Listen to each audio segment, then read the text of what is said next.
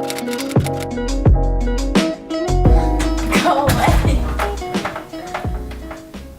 Oh my god. Hi guys, welcome to my channel, or welcome back to my channel if you're subscribed here.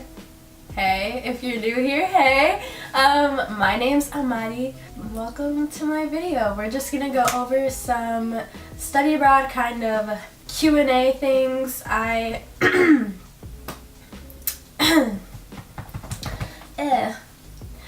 posted on my Instagram those like question post things that I asked you guys if you guys had any questions for me regarding study abroad, anything from researching to the application process to what I'm trying to do for my departure, because I was requested to do a video like this by one of you lovely subscribers. You commented down in my videos, and so I really want to do this video for you guys. So I really hope you guys enjoy, and without further ado, I'm going to answer some questions. Let me get started. Okay. So, of course, my boyfriend said, "Do you have to go? JK, proud of you. Thanks." And then some actual question. Actually, let's get the like non-questions out of the way first. My other friend from high school, she was co-captain of the swim team with me. She's a super great swimmer. She swims in college right now. She said, "Can I go with? I can just sneak in your suitcase." JK. I wish I could honestly take all my friends with me. Like, I know this isn't a question, but I really wish I could genuinely take all my friends with me, because I'm not gonna know anyone over there. So I really wish I had all my best friends to, you know, be with me and just have fun with me. Like, I don't know, it's gonna be kind of weird because I'm not gonna have anyone over there. One question was, how and where did you apply? Also, how did you get scholarships, if any, for it? So, I applied through my study abroad at illinois.edu. It's, like, because I go to University of Illinois, Urbana-Champaign. We have our own, like, website where you can go on there and you can research programs and then just kind of find what you want to do. I mentioned this in my video. I think I named it like my journey so far at U of I. When I literally got to school, there are things that are called mandatory advising meetings, and so the first time I went to my first mandatory advising with my advisor, like my first semester, my freshman year, I literally asked my advisor, I was like, I really want to do study abroad, like I really know I want to go to the school. Do you guys have a program with them? If not, like, will you? Is it possible? And it was a blessing from God, I swear, because that was like the first year that they had just gotten the brochures from the school that I knew I wanted to go to, which was University of the Arts at London, and they're creating a program to be able to do study abroad for them. So it kind of just worked out for me magically. I swear this was all by the grace of God, honestly. It was meant to happen, at least I think. That's honestly the only school I applied to, just because that's where I really wanted to go. And also, most of the schools, I was trying to look for like backups and stuff, but it was really just weird because my school is a very STEM oriented kind of school, so it's a lot of like chemistry, bio, engineering, like math, like all of that, computer science, stuff like that. And so most of the programs to do study abroad were like STEM related or law related. There are not very many artsy things, so that's honestly the only art school that was available to us. And so of course I really want to have that like art school experience and go and just do like film projects and stuff with people and just kind of have that experience. I really wanted to go to an art school, but I didn't get to. So I feel like this was kind of like the next best thing.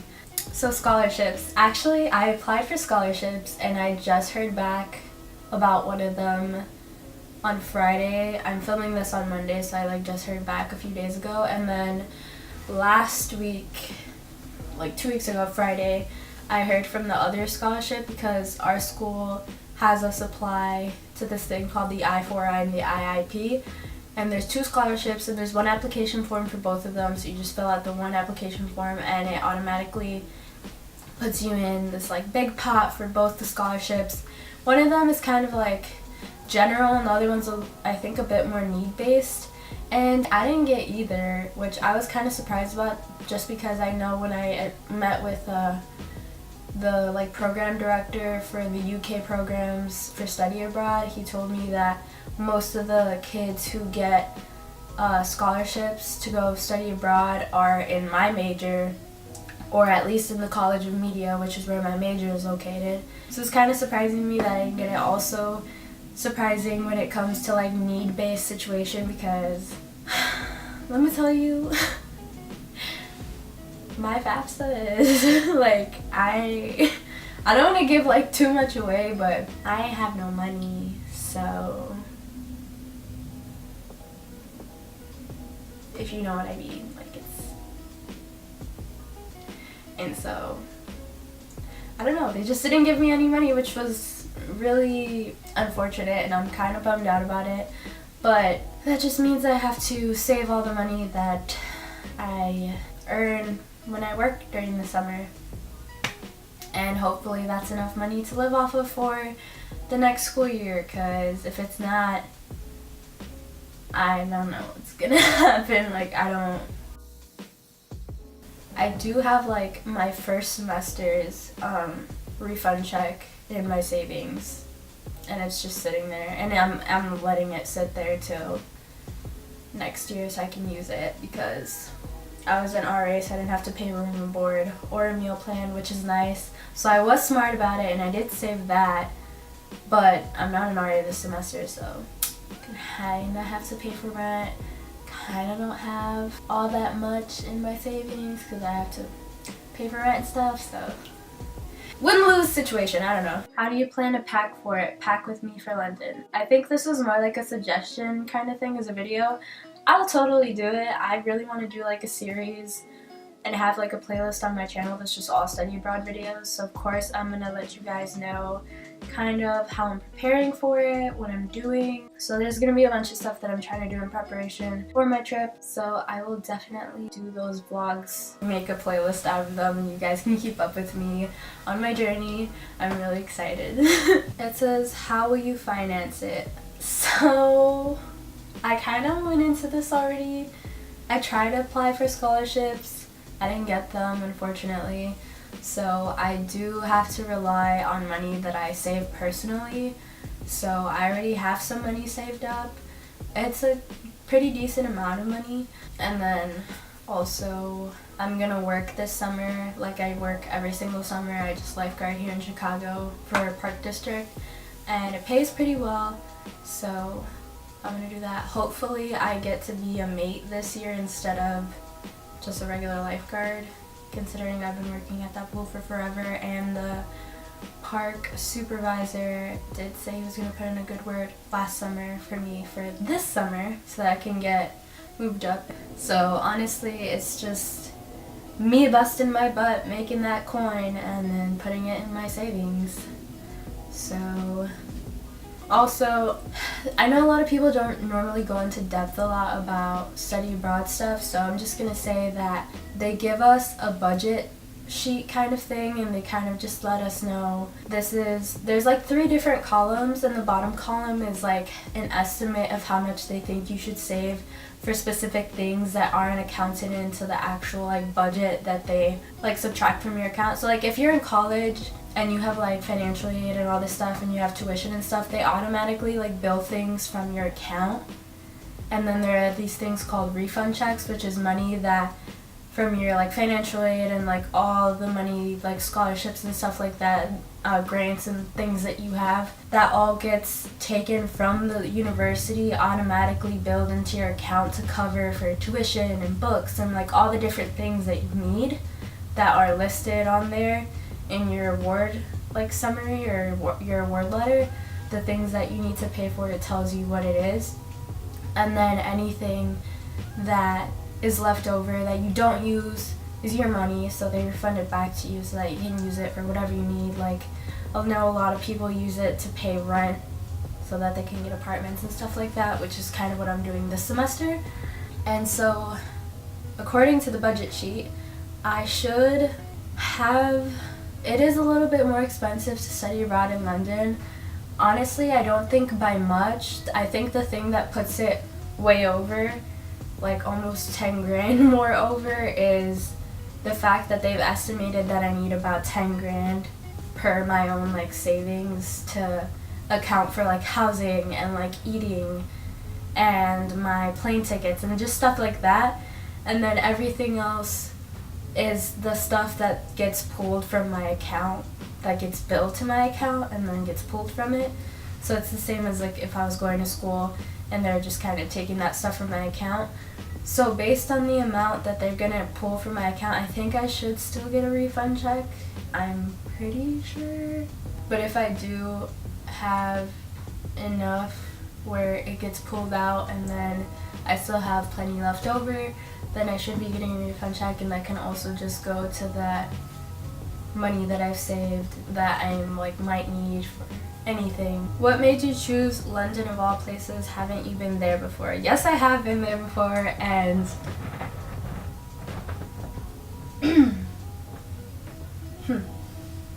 I've been there before, and honestly, I love London. I really do.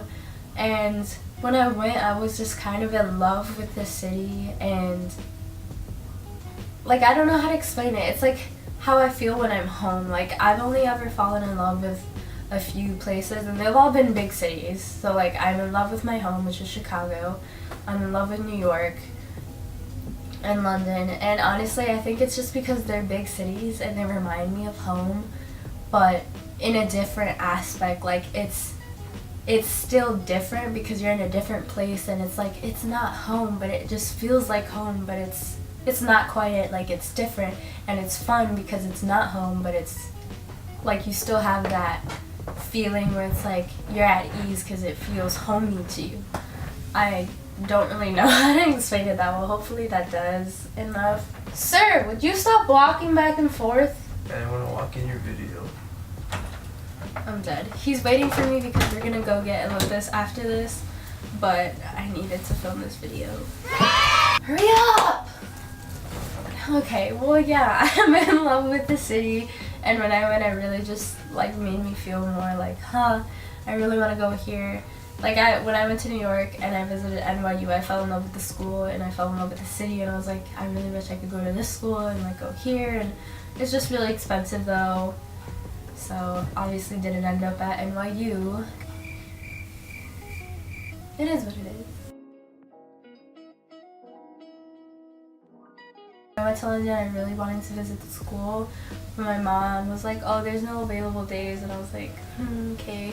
And then when I like brought up the idea of doing my whole undergrad over there, she was just like, no, because I'm her only child, which I understand, but like, it was just really frustrating because I like wanted to go. So now is my chance, and now I'm doing it. And that's why when I got to U of I my freshman year, I went into my advising appointment. I was like, hey, you guys have a program at this school? Because I kind of already had an idea that I wanted to go there for something. Didn't know if it was going to be my grad school, didn't know if I was going to transfer, didn't know if I could do study abroad. And it's actually one of the top art schools. It's in the top 6, I think, art universities in the whole world. So that's really, really cool. So I made it work somehow, and this is how I made it work. Culture shock. I think that's asking me if I'm gonna experience culture shock. I probably will, knowing that I experienced it when I went only like 2.5 hours away from my home. I experienced it then, so I probably will experience it when I go over there. I feel like it kind of would only make sense, but I feel like maybe it won't be as bad because it's another big city and it's not like the middle of a bunch of cornfields and stuff like where my school is. So who knows? Explain the interview process if you had it or when you knew it was right for you. So there was no interview process. It was just doing your application and hoping that it was good enough. There's like 4 different personal statements. I guess that's kind of like an interview, but it was just me writing a bunch of essays, trying to articulate the best that I could why I really wanted to go and why I deserved to go. So I just wrote 4 different little personal statements, the best of my abilities, explaining why I wanted to go, to learn more, and to have those like learning experiences in those classrooms and just add on to my knowledge And yeah, I did that and it worked. I got in, so yay. I knew it was right for me because it's just what I really wanted to do. Like I don't know if you guys have ever felt that there's something that you want to do so bad that you feel like it's the right thing for you, like it's the best choice for you. I feel like this is something that's gonna benefit me so much that it has to be right for me. Like there's no way that I can go over there and do this and just feel like this is wrong, like this isn't it. I'm gonna be learning what I want to learn, which is ultimately what I wanted this whole entire time I've been at school, so I feel like it's right for me. How did you find a program that was right for you? I kind of knew that I wanted to do it, which is kind of different from a lot of people who do study abroad. They kind of have to do a lot of research, and normally you would just kind of go on My Study Abroad at Illinois and just do program research and try to figure out what program is right for you and why it's right for you. But I kind of already knew what program I wanted to do and why, and so I didn't really have to do much research besides like what to do when it comes to applying, and like because I do have to do a whole portfolio, letter of recommendation, things like those. So I did do research when it came to that, and I also did research financially just to try to figure out how much money it was going to cost, and if I can save, how much should I save. So it was more so like researching those things, but it wasn't, I feel like it was never really a question of like, oh, what program am I going to do? What school am I going to go to? Like I always knew, which I don't think a lot of people can say. I want to know more about the application process. How long is it? Are there interviews? There's like a really big range of study abroad programs, so I think honestly they just base everything off of your application. I don't know if there's specific schools that they do interviews for, but I know for mine it's not a super competitive program considering it's newer, and most of the school is STEM oriented and that program is very artsy, so there's not a lot of people going into the program to begin with. But I don't know if more competitive programs have interviews. I can't really say anything on that, but I know there was no interviews for my program. So the application was due February 15th and I started applying in like October, no? Yeah, I literally started applying like in October. Like I was doing my research in the beginning of the school year because I felt like that was going to be the semester where I was going to get my GPA over what I needed it to be. I felt like it was going to be okay to sign up and do study abroad for next year. At first I didn't know if I was going to do a semester, so I didn't know if I was just going to do like the fall or the spring, or if I was going to do the whole year. And that's kind of what prompted me to do research, was because I was like, how long should I go? Will I graduate on time? And so I kind of just decided I wanted to go for a whole year because I really wanted that experience and I really wanted to learn as much as I could from the actual like artistic production aspect of everything. And I felt like that was the best choice because the longer I stayed over there, the more opportunities I had to just take more courses on the production aspect of everything and like work with more artistic people over there and have those experiences and do project works and everything that I've kind of been wanting to do that I haven't really gotten to do at my school.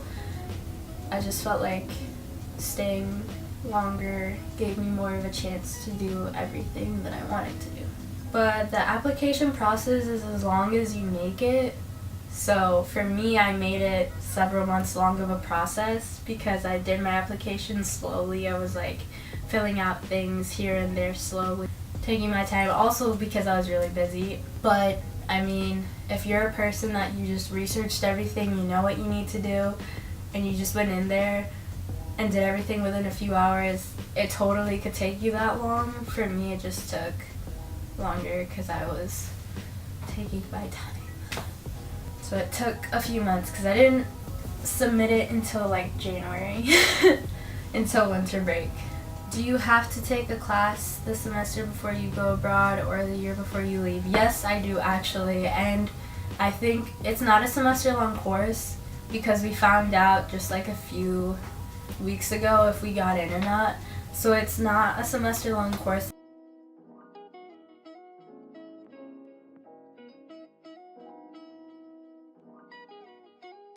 I think it's considered like an LAS class.